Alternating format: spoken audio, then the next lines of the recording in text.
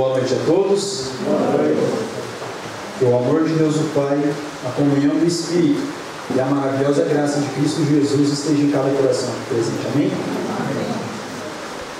Eu gostaria de convidar a igreja a nós abrirmos as nossas Bíblias no livro de Romanos capítulo 13. Romanos capítulo 13.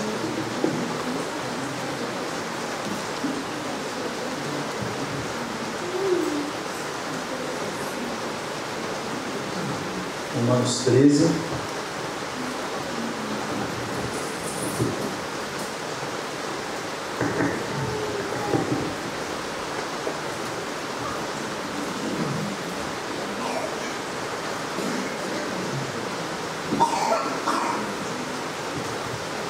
Amém? Os irmãos podem permanecer como estão. Eu vou entregar minha vida mais uma vez aos pés de Jesus. Amado Deus, bom Pai, te agradecemos, Senhor, pela boa chuva que caiu lá fora. Te agradecemos, pois em nome de Jesus, o Senhor há de derramar a boa chuva do Espírito Santo em nossos corações. Queremos pedir ao Senhor que seja o ministro dessa mensagem, que ela seja escrita com letras de ouro em cada coração aqui presente. Perdoe os nossos pecados. Eu entrego a minha vida nas tuas mãos mais uma vez. Eu sou pó e não tenho nada de bom a oferecer a ninguém. Nós sabemos que todo dom perfeito e toda boa dádiva vem do alto. E louvamos o teu nome por essa beneficência, Senhor. Continue conosco, encha e preencha esse lugar, essa capela, com seus santos e sagrados anjos. Em nome de Jesus oramos e lhe agradecemos. Amém. O título da mensagem é Tempo de Reavivamento. Nós vamos ler dos versos 8 do capítulo 13 até os versos de número 14. Romanos, capítulo 13, dos versos 8 até o verso 14. Diz assim a palavra do Senhor: A ninguém devais coisa alguma, a não ser o amor, que vos ameis uns aos outros. Porque quem ama aos outros cumpriu a lei. Com efeito, não adulterarás, não matarás, não furtarás, não darás falsos testemunhos, não cobiçarás. E se há algum outro mandamento nesta palavra, se resume: amarás ao teu próximo como a ti mesmo. O amor não faz mal ao próximo, de sorte que o cumprimento da lei é amor. E isto digo, conhecendo o tempo, que já é hora de despertarmos do sono, porque a nossa salvação está agora mais perto de nós do que quando aceitamos a fé. A noite é avançada e o dia está próximo. Rejeitemos, pois, as obras das trevas e vistamos-nos das armas da luz. Andemos honestamente, como de dia, não em glutonarias, nem em bebedeiras, nem em desonestidades, nem em dissoluções, nem em contendas e invejas, mas revesti-vos do Senhor Jesus Cristo, e não tenhais cuidado da carne em suas concupiscências. O apóstolo Paulo, autor de 14 epístolas do Novo Testamento, indo de Romanos até Hebreus, nós sabemos que este livro, o livro de Romanos, ele é um livro especial. Ele é um livro que é considerado por muitos teólogos como o Monte Everest de tudo que Paulo escreveu. Pois foi através deste livro, que Deus usou para mudar e convencer e transformar a vida de um dos personagens mais importantes da história cristã. O nome dele? Martinho Lutero. E entendeu que, a partir do capítulo 1, versos 16 e 17, que o justo viverá pela fé. E depois de ter trabalhado muitos fatores dentro da Epístola aos Romanos, ele chega aqui no capítulo 13, que é um capítulo que fala sobre as autoridades da sociedade, e no finalzinho desse capítulo, ele então vai tratar em um início aqui 2 pontos: a piedade, o amor ao próximo, e o segundo, o despertar. E por isso que a mensagem tem por título é Tempo de Reavivamento. O apóstolo Paulo então inicia dizendo que o cumprimento da lei é o quê? É amor. O objetivo de Deus ao nos entregar as boas novas do Evangelho é fazer com que ser humano caído entre em harmonia com os princípios da lei. Esse é o objetivo. Inclusive, Paulo aqui está em harmonia com outros textos da Bíblia. Por exemplo, segundo as palavras do nosso mestre, do Senhor Jesus Cristo, ele vai dizer no capítulo 14, versículo 15 do livro de João: se me amais, guardareis o quê? Os meus mandamentos. Então, uma expressão do amor da pessoa que realmente foi convencida pelo Espírito Santo, cujo mesmo derramou o amor de Deus em seus corações, ele vai se manifestar na obediência aos mandamentos. O outro livro, na realidade, do mesmo autor na Bíblia, capítulo 5, versículo 3 da primeira epístola de João, nas cartas próximas ao Apocalipse, ele diz assim: porque este é o amor de Deus, que guardemos os seus mandamentos. Os seus mandamentos não são penosos. Ellen White, ela vai trazer para nós a seguinte declaração no livro Grande Conflito: é obra da conversão e santificação reconciliar os homens com Deus, todos em harmonia com os princípios do quê? Então esse é o objetivo. E para nós, guardadores da lei, através do Santo Espírito de Deus, o apóstolo Paulo chama a nossa atenção, nesse mesmo texto, dizendo: e digo isto a vós outros, que fazem o quê? Parece o quê?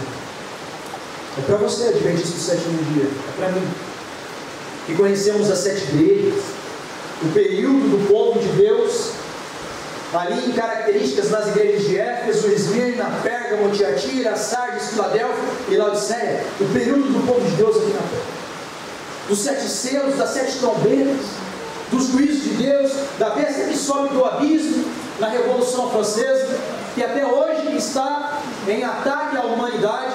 Nós vimos essa semana passada agora o que a França terminou de chancelar lá na sua Constituição, dizendo que as mulheres hoje, elas têm o direito de fazer o quê? De abortar. Um direito não. Vai ser uma chacina inumerável, sem precedentes. Nós que conhecemos a besta que sobe do mar, que sobe da terra, é para nós. O apóstolo Paulo nos chama a atenção aqui então, dizendo: e digo isto a vós outros que o quê? Nós que conhecemos as profecias que foram reveladas ao profeta Daniel, e que muitos aqui já conhecem, outros estão a se aprofundar aqui na escola missionária. O sonho que Deus deu a Nabucodonosor. Para nós que conhecemos o tempo ainda lá no livro de Daniel, das profecias do leão, do urso, do leopardo, do animal terrível e espantoso. E ciente de tudo isso, o apóstolo,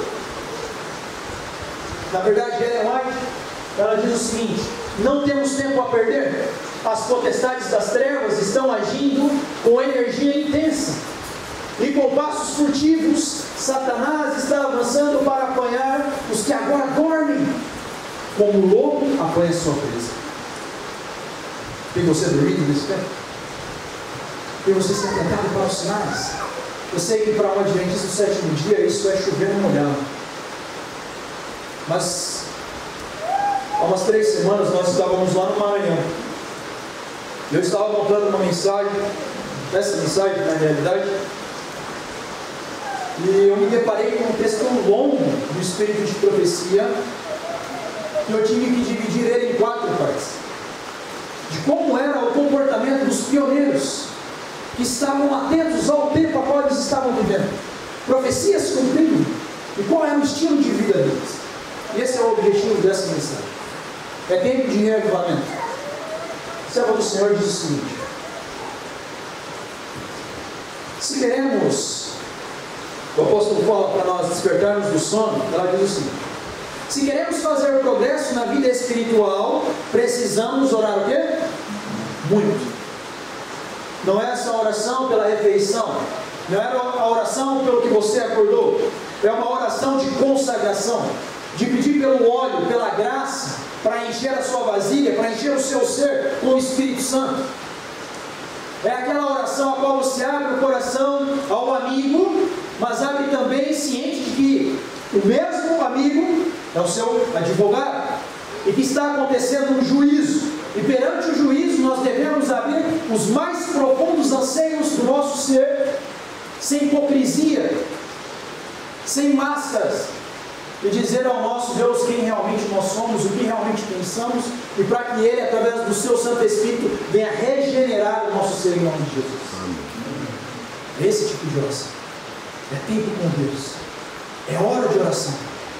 E é interessante que ela continua dizendo, no início da proclamação da mensagem da verdade: quando oramos, com que frequência era ouvida a voz da intercessão, dentro de casa, no celeiro, no pomar ou no bosque? E ela continua: frequentemente orávamos o quê? Horas inteiras em oração, passávamos horas inteiras em orações fervorosas. Lá no Maranhão nós estávamos mais ou menos de umas 350 pessoas, e eu fiz essa mesma pergunta: quantos essa semana oraram mais de 30 minutos em particular com Deus? Uma única alma levantou a mão. Uma única alma. Desesperador, Deus. Desesperador. Nós cantamos Maranata, vem Senhor Jesus, e ela continua em grupos de 2 ou 3, reclamando a promessa, ouvindo-se muitas vezes palavras de agradecimento e um som de cânticos de louvor. E alguns podem pensar: Daniel, mas isso aí é para aquele tempo. Para nós não interessa agora, não importa. Nós estamos em um outro período. Deus levantou um profeta e nós já sabemos de muita coisa. Não precisamos passar horas em oração. Mas o texto continua na terceira parte dele: o dia de Deus está agora mais próximo do que no início da nossa crença. E deveríamos ser mais sinceros, mais o quê? Zelosos e fervorosos do que naqueles dias o quê? Primitivos. Abra sua Bíblia no livro de Apocalipse, por favor. No capítulo 3, Apocalipse capítulo 3. Nós vamos ver aqui a carta a Laodiceia. Apocalipse capítulo 3.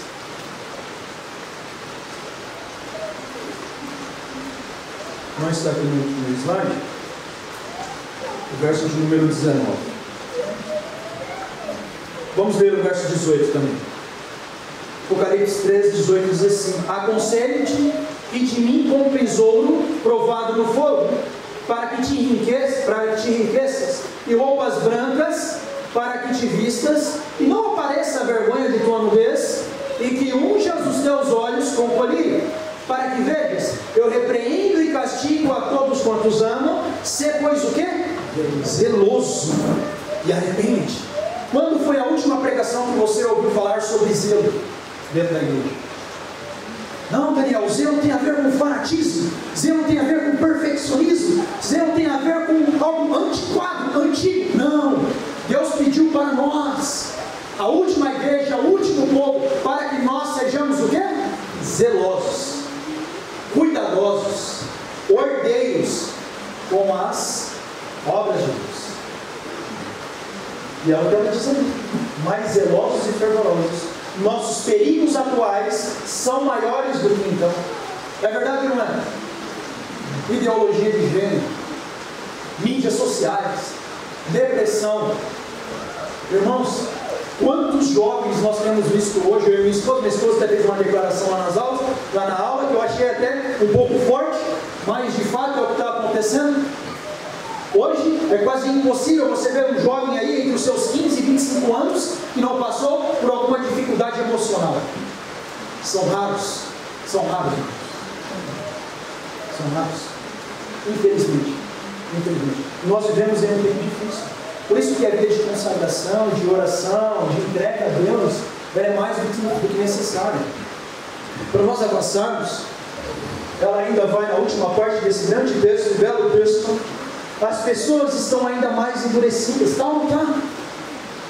Você fala, parece que está falando com o telhado, com a parede, com a porta, com a madeira. Não entra. Alguns dão risadas, fazem piadas.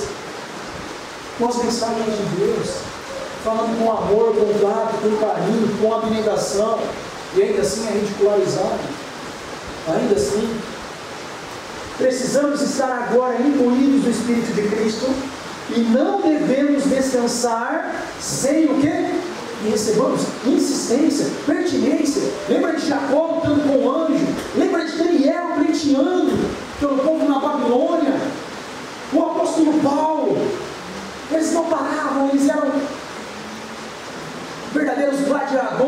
fé, até o sangue.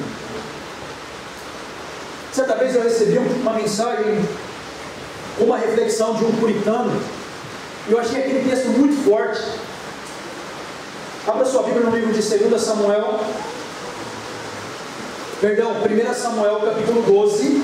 1 Samuel era uma pregação baseada nesse texto. 1 Samuel capítulo 12. Os puritanos, eles tinham uma característica, na realidade o próprio Spurgeon herdou uma delas, de fazer sermões, pregações com um único versículo. E o título da pregação desse puritano era O Pecado de Não Orar. E eu fiquei assim impressionado, eu falei, como assim o pecado de não orar? Olha o que a Bíblia diz em 1 Samuel capítulo 12, versos 22. Vamos ler a partir do verso 20. Alguém poderia ficar em pé por conta do som e ler para nós 1 Samuel capítulo 12, do verso 20 até o verso de número 23. 1 Samuel capítulo 12. Então disse Samuel ao povo: não temais, tendes cometido todo este mal. No entanto, não vos desvieis de seguir o Senhor, mas servi ao Senhor de todo o vosso coração. Não vos desvieis, pois seguiríeis coisas vãs, que nada aproveito, e tão pouco vos pode livrar, porque vaidade são. Pois o Senhor, por causa do seu grande nome, não desamparará o seu povo, porque aprove o Senhor, faze-vos o seu povo. Quanto a mim, longe de mim que eu peque contra o Senhor, deixando de orar por vós. Antes vos ensinarei o caminho bom e direito. O contexto aqui é que o povo queria um rei, e Deus, não era esse o plano de Deus, mas o povo insistiu. Mas mesmo assim Samuel, agora nesse capítulo, ele fala se ele fez alguma coisa ruim com o povo, e obviamente que não. Mas é interessante o verso 23, porque ele diz assim, ó, e quanto a mim, longe de mim que eu peque contra quem? Com o Senhor, deixando de fazer o quê? De orar. Deixar de orar é o que dele? É o quê? É pecado. É pecado. E nós achamos, não, isso é pecado. Ele falou, longe esteja de mim que eu peque contra o Senhor, deixando de orar por vós. E nós estamos achando, não, está tudo bem. Eu não leio a Bíblia, eu não oro, Jesus vai me salvar, a coisa já resolveu tudo, vamos todo mundo para o céu. Nós precisamos, irmãos. Eu preciso, eu falo por mim. Eu preciso ter mais comunhão com Deus. Eu já li livros sobre oração, de uma compilação de mais de 400 páginas, em vários textos.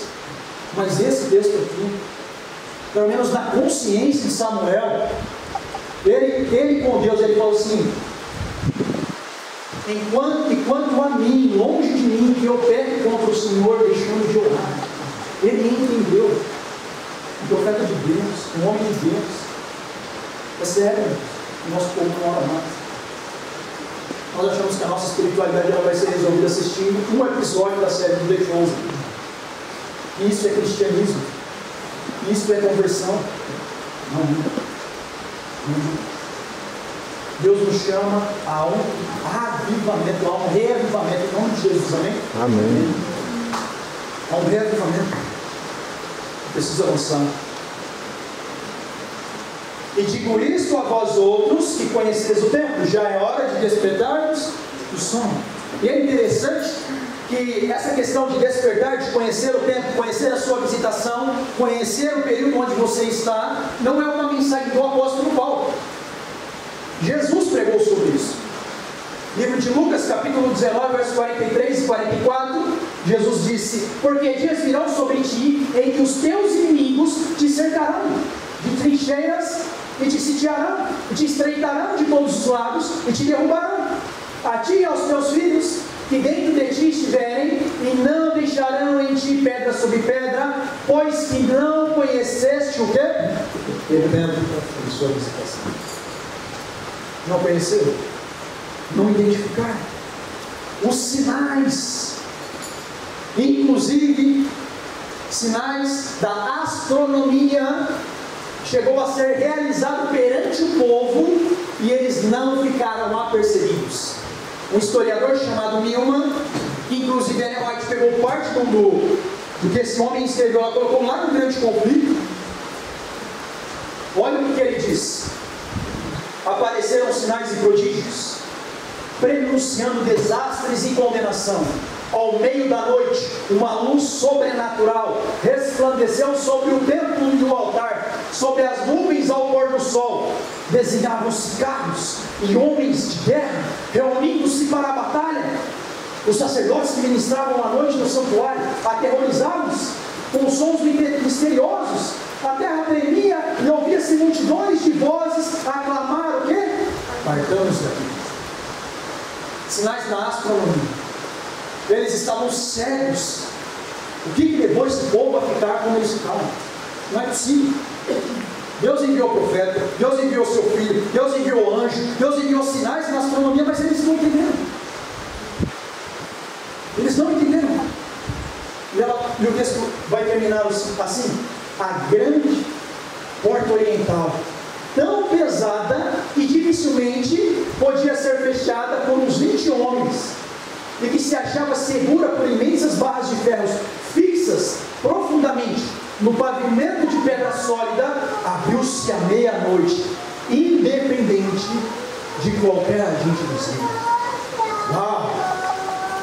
Deus usou o braço dele onipotente. Eu não sei se ele enviou os anjos, mas aquela porta de 20 homens para abrir ela, a porta de Jerusalém, e o povo não percebeu. O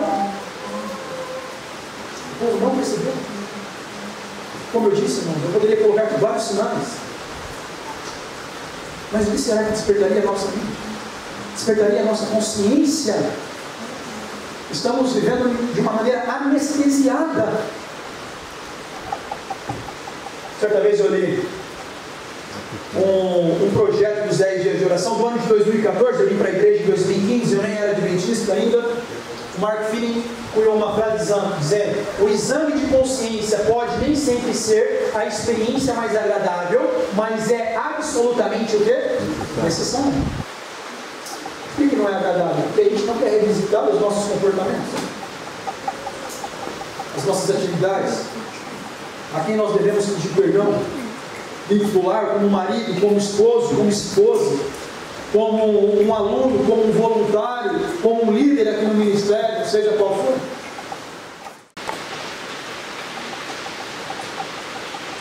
Para isso, eu até pedi para o pessoal, eu acho que eu não vou usar 1 hora, já só mais uns 15 minutos. Nós vamos precisar revisitar alguns textos, como que Deus sempre trabalhou essa questão do avivamento, do reavivamento. Um texto clássico está lá em 2 Crônicas 7,14, é título de louvor, de hino e etc., que diz: se o meu povo se chama pelo meu nome, se humilhar e fazer o quê? E me buscar, e se converter dos seus maus caminhos, então eu ouvirei dos céus, perdoarei os seus pecados e sararei a sua vida. Humilhar perante a rocha. Porque se essa rocha que existe hoje, nós não formos humilhados perante ela, nós seremos destruídos por ela. E é Cristo. Hoje Ele é o nosso advogado, hoje Ele é o nosso intercessor. Mas chegará um dia onde Ele tirará as vestes de sumo sacerdote e colocará as vestes do que? De rei. E a Bíblia chega a dizer que Jesus, quando Ele vier, Ele matará com o sopro da sua boca. É ou não é? É ou não é? É. Jesus, que dormiu como um cordeiro, mas levantará como um leão da tribo de Judá. Cristo, o nosso Deus, humilhação de Deus. Precisamos. Um outro, por que Daniel ser reavivado? Por que buscarmos o verdadeiro reavivamento? Disse Josué ao povo: santificai-vos, porque amanhã o Senhor fará maravilha no meio de vós. Amém? Amém. É desse jeito, com esse método, que Deus fará maravilha no meio do povo dele. Santificação. Nós podemos fazer pesquisa de rua, nós podemos usar a internet para planilhas, podemos usar as tecnologias, tem o seu espaço, mas o método de Deus é diferente. E.M. Baus cunhou uma frase extraordinária quando ele disse assim: Deus não unge métodos, Ele unge homens. Nós estamos à procura de melhores métodos, Deus está à procura do quê? De melhores homens. Pedro e João não tinha ouro, não tinha prata. Mas quando eles encontraram aquele homem à porta do templo, eles disseram: levanta e ande. O que aconteceu? Aquele homem levantou. Hoje muitos do nosso povo, eu sei que nem todos, nós temos ouro e prata, mas nós não temos mais o levantamento. Nas nossas pregações, nas nossas mensagens. Esse mesmo homem, em Bausa, ele disse certa vez: homens mortos fazem sermões mortos, e sermões mortos matam. Matam. Se você é uma pessoa que prega a palavra, assim como receber a responsabilidade partilhada da mesma, devemos buscar do alto, o método do alto, que é o sucesso do alto, para nos levar para o alto. Amém? É o método de Cristo. É o sopro do Espírito Santo sobre os seus discípulos. É o que nós precisamos. Um outro episódio na Bíblia, em Ezequiel, Vale dos Ossos Secos, nós temos ali onde Deus dá uma visão a Ezequiel, a visão de um vale de ossos secos. Veio sobre mim a mão do Senhor, Ele me levou pelo Espírito do Senhor e me deixou no meio de um vale que estava cheio de ossos, e me fez andar ao redor deles. Eram muito numerosos na superfície do vale, estavam sequíssimos. Então me perguntou: filho do homem, então me perguntou: filho do homem, acaso poderão reviver estes ossos? Respondi: Senhor Deus, tu o sabes. E olha a resposta: profetiza a estes ossos, disse-lhes, ossos secos, ouve a palavra de quem? Irmãos, é a palavra do Senhor. Não é a palavra do luva de pedreiro, não é a palavra do influencer lá no Instagram, não é a palavra dos homens, é a palavra do Senhor. Profetiza a palavra do Senhor. E o texto continua dizendo: assim diz o Senhor Deus a esses ossos: eis que farei entrar o Espírito em vós. E o que vai acontecer? A palavra Espírito aqui é a mesma para fôlego de vida, lá do livro de Gênesis, no capítulo, eu até coloquei aqui, no capítulo 2, versículo 7. O ruar é dar a vida àquele boneco de barro. É esse Espírito. É o mesmo Espírito. E o que é reavivamento? E o que é reforma? E por que buscá-lo?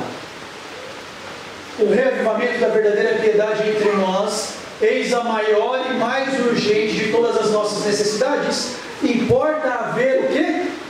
Dirigente o quê? Esforço.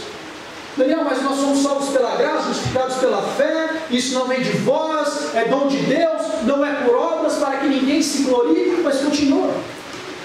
Porque somos feituras suas, criados em Cristo Jesus, para o quê? Para as boas obras. Essa graça é uma graça regeneradora, é uma graça que me leva, que me atrai a Cristo, e está em intimidade comigo. O reavivamento da verdadeira piedade entre nós é a maior e mais urgente de todas as nossas necessidades. É prioridade. Eu sei que existe plural de prioridade, que é prioridades, mas quando você vai nos dicionários e nos estudiosos da nossa língua, a palavra prioridade, na prática, ela é singular. Porque não existem duas prioridades. Não tem como você dar atenção às duas coisas ao mesmo tempo. Não tem como você servir a dois senhores ao mesmo tempo. Não tem como você ser da terra e ser do céu ao mesmo tempo. É prioridade.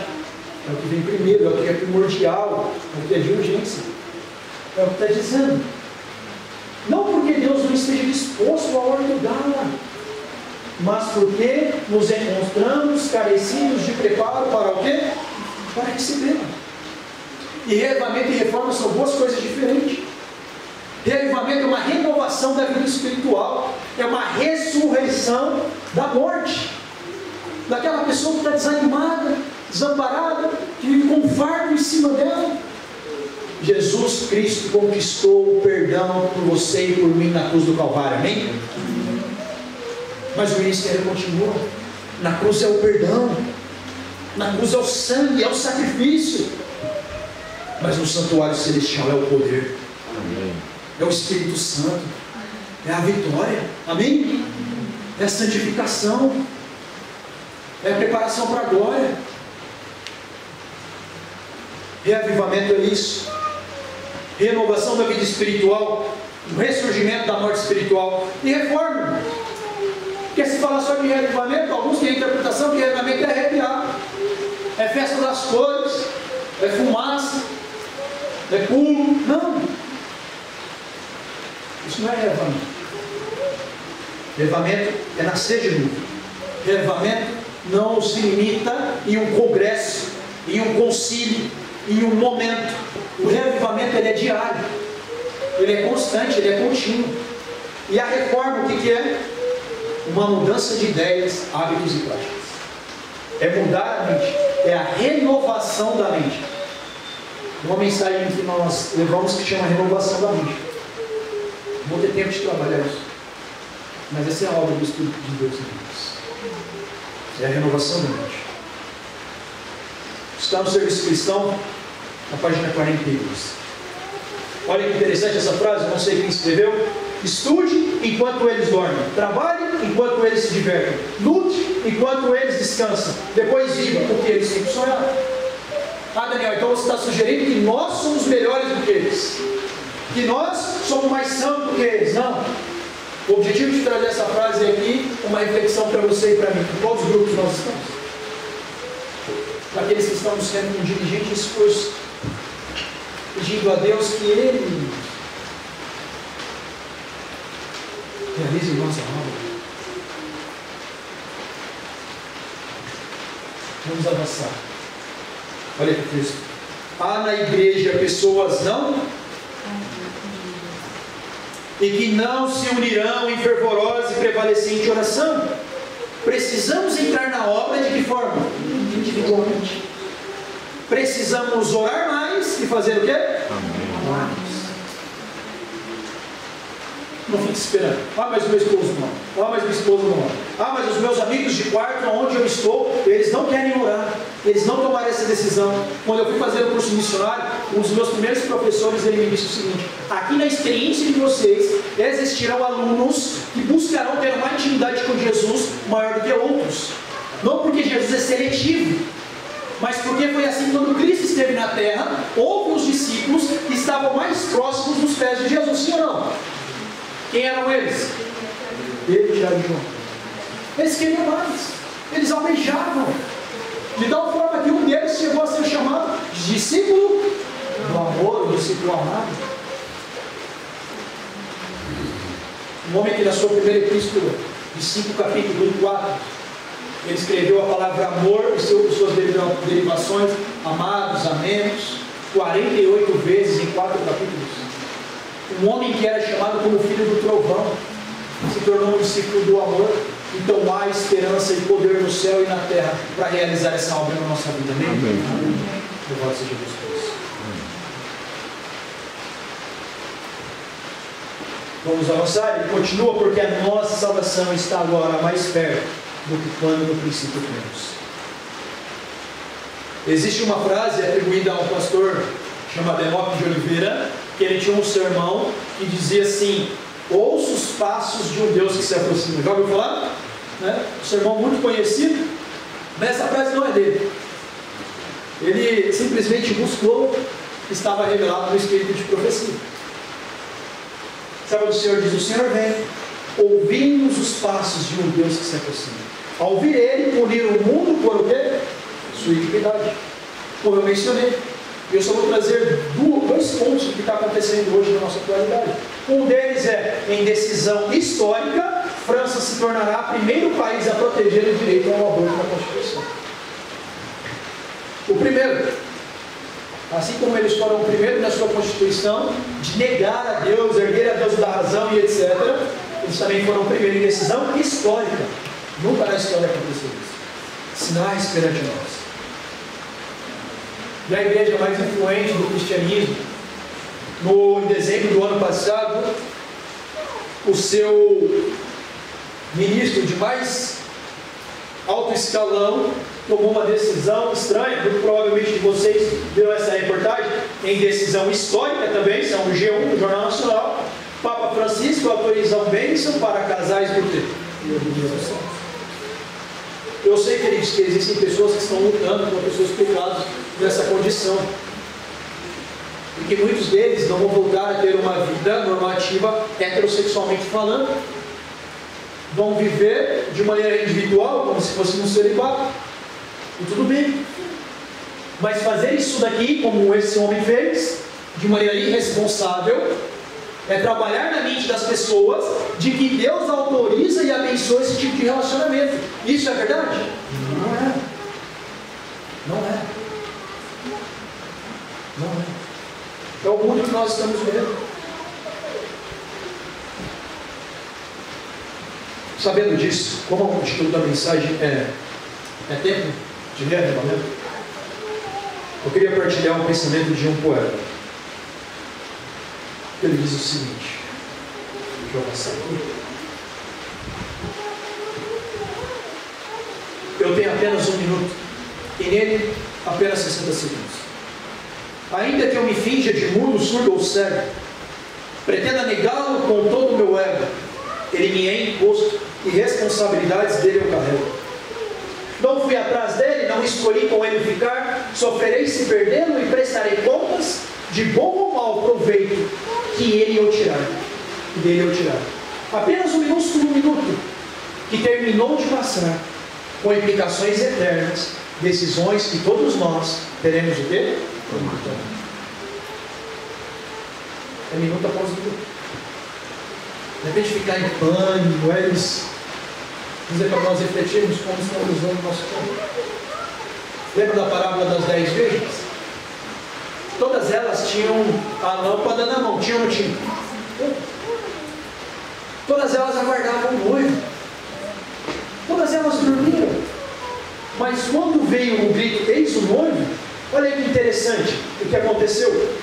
Naquele momento de crise, todavia o caráter não é transferido. Ninguém pode crer por outro. Ninguém pode receber por outro Espírito. Ninguém pode dar a outro o caráter que é o fruto da operação do Espírito.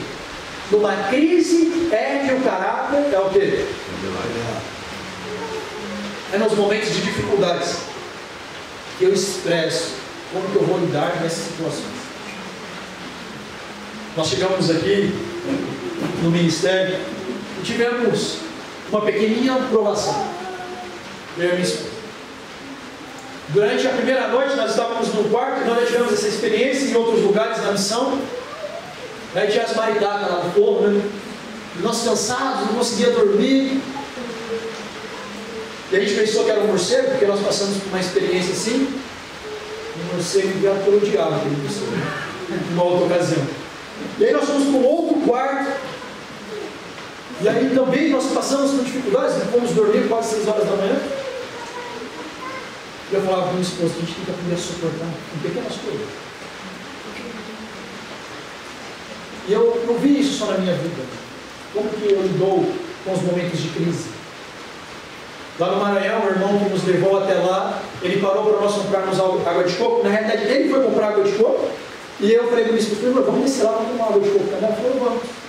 E ele deixou até o carro ligado, o farol ligado, tudo ligado. E ele falou, vou pegar o coco e vou voltar. Só que quando ele saiu, eu e minha esposa tomamos a feliz decisão de sair também. Estava ele e a mulher dele na frente, eu, a minha esposa e a filha dele atrás. A filha dele tinha uns 15 anos, mais ou menos.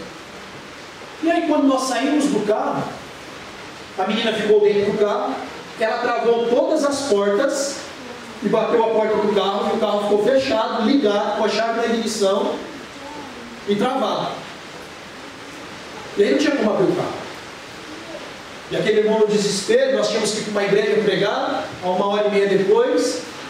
E naquele momento de crise, foi difícil para aquele irmão, ele queria quebrar o vidro do carro. Ele batia no carro, e a esposa dele, calma, tal. E uma situação ali, muitas pessoas na rua, um erro infantil da menina. É que nós vamos passar por essas provas, enquanto estivermos aqui na escola do Senhor. Talvez um amigo seu não vai fazer, na maneira que você queria o trabalho lá na horta, na cozinha. Como que você vai agir? Como que você vai reagir a essas situações? Momentos de crise, onde o nosso caráter está sendo burilado e preparado para morar com os santos anjos do céu. Eu sei que é difícil, mas é a maneira a qual Deus vai lapidar o nosso caráter. Para nós irmos para o final da mensagem, eu não quero me prolongar muito. O apóstolo Paulo diz o seguinte aqui: mas revesti-vos do Senhor Jesus Cristo, e nada disponhais para a carne, no tocante às suas concupiscências. É interessante que essa expressão ele usa duas vezes, mas revestidos. É deixar a nossa justiça, é deixar o nosso eu. Assim como o apóstolo Paulo falou, já não vivo mais eu, mas isso viver. E o viver que agora vivo na carne, vivo pela fé. O Senhor Jesus Cristo que me amou, se entregou por mim. Em outro momento ele vai dizer, longe esteja de mim gloriar-me, senão na cruz de nosso Senhor Jesus Cristo, pelo qual o mundo está crucificado para mim e eu para o mundo. Irmão, se o nosso eu não morrer, o nosso eu vai nos matar. É ou não é? Falei essa frase para o bispo, eu falei, nossa, mas é. Se o nosso eu não morrer, e aí Cristo vai habitar dentro de nós. Vai ser revestido. E crer pela fé na justiça imputada e pelo Espírito comunicada por onde quer que nós formos. Amém? Daniel, por que isso? Para nós terminarmos, olha essa declaração ainda dessa revista. Há 10 anos atrás. Antes de Deus nos restaurar, Ele deve nos quebrar. Antes de nos encher, Ele deve nos esvaziar. Antes que Ele seja entronizado no coração, o eu deve ser destronado. Que Salvador maravilhoso é Jesus, nosso Senhor. Seu supremo desejo é que reflitamos seu amorável caráter diante de um mundo em expectativa e de um universo que nos observa. Amém? É revelar o amor, o caráter de Jesus para todas as pessoas a quais o Senhor colocar no nosso caminho, como verdadeiros discípulos, como verdadeiros missionários. Amém? Nós vamos cantar o hino.